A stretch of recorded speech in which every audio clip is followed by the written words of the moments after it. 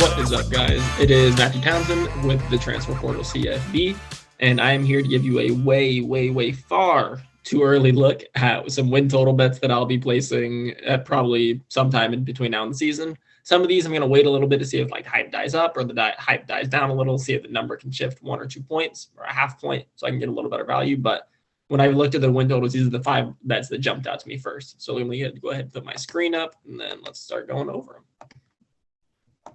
All right, so first, not Miami, but you're getting get a little sneak peek of what I'm looking at. So first, we're going to look at Arkansas. Woo, pig suey. So 6.5 wins is the bet. That's just too low in my opinion. I think they have too much talent for 6.5 to be the number. I think they go over this pretty easily. Yes, they lose out on Treylon Burks, but they're still bringing back a large amount of talent. They proved in the Outback Bowl last year. Anyways, they could beat good teams without Burks.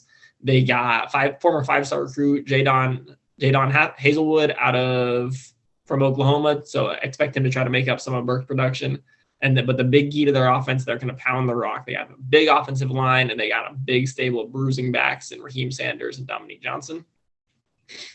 Looking at their schedule, a big reason I like this is they're going to face a lot of teams that did struggle against the run, which helps when you're a team that's going to run the ball a lot. So BYU, Mizzou, Ole Miss, South Carolina, all of these teams struggled against the run. And then in non-conference, they get a Cincinnati team. That Cincinnati team lost out on a ton of talent to the NFL. They lose starting quarterback Desmond Ridder. That's going to be a game they have a good chance to win. They're going to face Liberty, who loses Malik Willis, obviously. So they're going to face a team that's going to have to figure out what to do with that. And then they also get Missouri State in non-conference. Those are 3 games I can see them winning fairly easily. Looking at conference games, I wouldn't be shocked. I wouldn't be shocked if they could be LSU, Mississippi State, Auburn, and then BYU, Mizzou, Ole Miss, South Carolina. Like I said, I could see them winning all of those games. So obviously, Alabama, Texas A&M, those are tough draws. So I can see them, though they probably lose those games. They'll probably be double-digit underdogs in both of those games. But the other 10 games, I can see them have a chance in. I can see them being single-digit underdogs or even favored in most of those games. And since you only need them to win 7 to get over 6.5, I can see them winning 7 of those 10 games pretty easily. So I really like that bet a lot. So second, we're going to pretend we don't have ad blocker on, and we're going to look at the Ole Miss schedule. Ole Miss's number is at 8 even, and I always hate betting on whole numbers when it's just at 8 or 9 or the whole number. I really could see this number driving up to 8.5 with the hype on them with the transfers. So I can see this going up to 8.5. If it goes up to 8.5, this is a smash bet for me. So we're staying in the SEC West. I feel like they're just getting a lot of credit out of this number based off their transfers. I like Jackson Dart and Zach Evans a lot as prospects, but I think their first year in the SEC is going to be a little transition period for them. And in general, I could see this being a transition year as a whole for Ole Miss. So I feel like 2023 is the number Lane Kiffin and these boys are going to make a lot of noise. But this year, I think I'm going to be betting the under at 8. So looking at their schedule, they have a pretty vanilla non-conference schedule with Troy, Central, Arkansas, Georgia Tech. I can see them winning those. They should win all those games pretty easily. So if they start off the year 3-0, I can see them beating Tulsa too. So that starts off 4-0. But once the schedule hits against Kentucky, it turns quick for them. So Kentucky, I can see them losing this game, obviously. Vanderbilt, they should beat Vanderbilt. So that gives them, if we look at Central Arkansas, Georgia Tech, Tulsa, and Vandy as wins, that gives them 4 wins right away. But all of the other games, I see that other team having a chance in, or they should outright beat them. So looking at Bama, A&M, they should lose both of those games. Arkansas, like I said, I like Arkansas a lot this year, and they're going to be at Arkansas on the road. They're going to be at LSU on the road. Those are going to be tough places to win in. I can see them losing those games.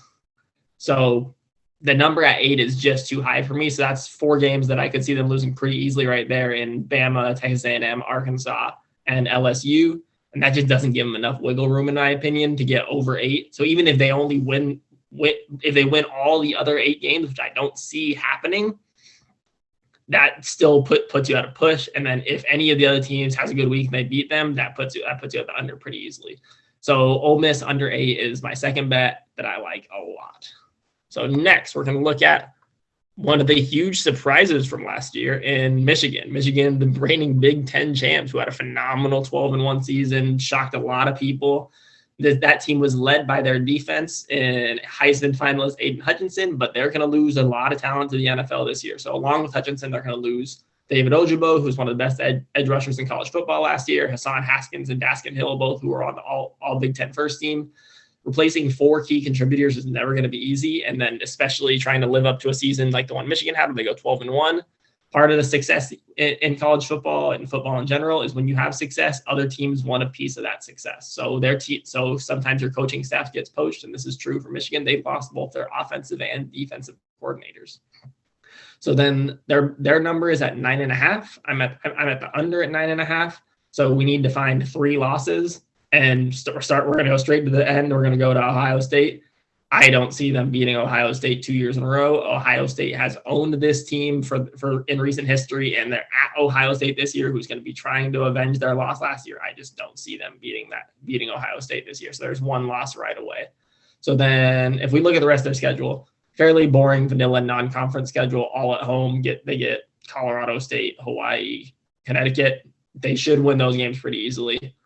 They should beat Maryland as well, but outside of that, Iowa early in the year at Iowa, they're going to be looking for revenge after that drubbing they got in the Big Ten championship game last year. So I can see them making a run against them.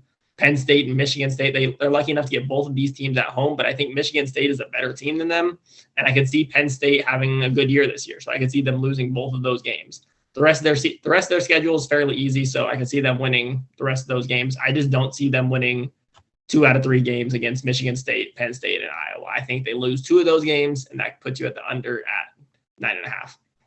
Now, this bet is already getting some juice on the under, so it's at minus 125 or worse at most places, meaning that you're going to be looking for you're going to have to put some money on it to get your value back. So a lot of people are agreeing with me in the under 9.5, which is a good thing, but you're gonna lose some value there in the bets. So let's go ahead and take a look at the next team. We're going to look at 2 ACC teams to close it out. We're going to start off looking at Clemson.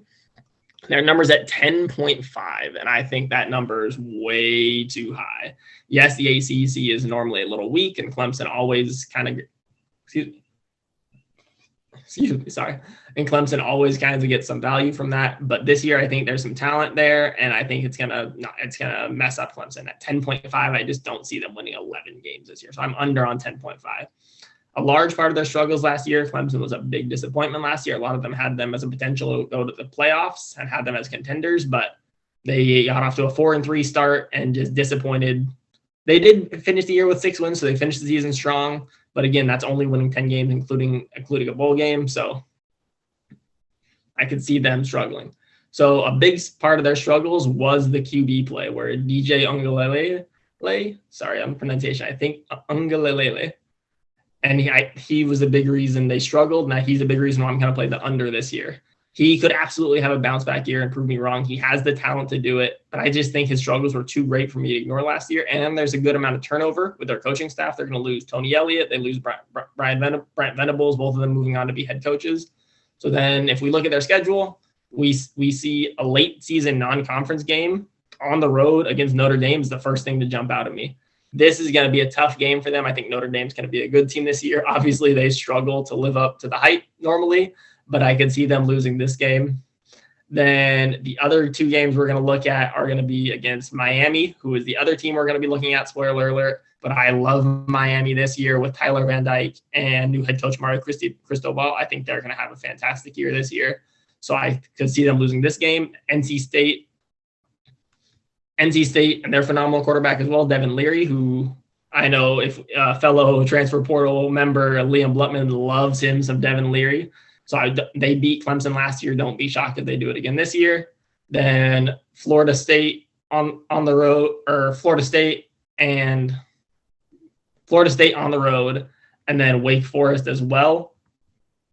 I could see Wake Forest has Sam Hartman returning. He's another phenomenal quarterback that I could see doing well this year. I could see them losing both of those games. So that's 4 games that I could see them losing. And I just don't see them winning more than winning 3 of them. I think they lose at least 2 of those games, maybe even 3 of them, and they finish at 9 or 10 wins. can't see them getting to 11 wins this year. I love the value at under 10.5. If it goes down to 10, it's a little more iffy for me because I could see them getting 10. I could see them getting double-digit wins, but I just can't see them getting 11. So I'm playing the under on 10.5. Finally, I spoiled it a little bit, but Miami's my last bet. Their number is at 8.5. I take the over on that all week. I love Tyler Van Dyke. I started watching Miami a lot last year to see how Charleston Rambo would do as a true number one receiver because I liked him a lot at Oklahoma. And I was expecting to see Derek King sling the rock around to him. But when freshman Van Dyke stepped in, I could tell there was a big difference in talent levels. Over the second half of last year, he was one of the best quarterbacks in college football. No ifs, ands, or buts about it. No qualifiers. He was so good last year. And I'm extremely excited about his prospects for this year and in the future in the draft. If he continues being great, along with new head coach Mario Cristobal, along with a weakened ACC Coastal, I could see Miami being a big favorite for over bets this year. I could see a lot of people starting to get towards this bet as the season comes closer. Looking at their schedule, Bethune Cookman and Southern Miss and Middle Tennessee State, I mark all of those non-conference games up as wins, or not non-conference, Middle Tennessee obviously, but then Texas A&M, the other non-conference, that's a game they're going to struggle in. Texas A&M is obviously a really good football team this year. I can see them losing that game. Now, Texas A&M does face Arkansas the next week, so maybe this is a game where Texas A&M is kind of looking ahead towards Arkansas, and Miami can sneak one in on them, but obviously I see them being underdogs in that game. North Carolina loses Sam Howell, so that's a team that's going to struggle. Pittsburgh at the end of the year obviously also loses Kenny Pickett to the NFL, so that's a team that game I can see them losing. Clemson, I already talked about how I could see them winning this game. Georgia Tech's going to struggle this year. Florida State's a tough game. But Virginia, Duke, Virginia Tech, I can see them winning all of those games. I can see Miami getting to 9 or 10 wins pretty easily this year. It's a team I love this year. I'm actually going to be betting them to win the ACC outright. So betting them over 8.5 is a no-brainer for me. I love that bet. So those are the bets that I'm making very early to start the year. So let me know what bets you guys are making in the comments. If anything you've looked at that jumped out to you, like, I love this. USC obviously is a big hype factor. I love USC. I'm a USC fan. So I want to bet them on the over. The number's just too high for me. I'm not going to bet them to win 11 games. So obviously follow us at TPortalCFB on Twitter, on Instagram. Follow us on TikTok. We're making a ton of content everywhere we go. Listen to the podcast here on YouTube and on Apple Music, Spotify, wherever you listen to your podcasts. And then let me know. So follow me, mtownsend77. I'm going to be putting out a lot more bets this year. Sports betting is what I do. It's what I spend all my money on, pretty much, outside of basic stuff. But I spend a lot of money on sports gambling. So let me know what you guys are betting on this year, and I'll see you later.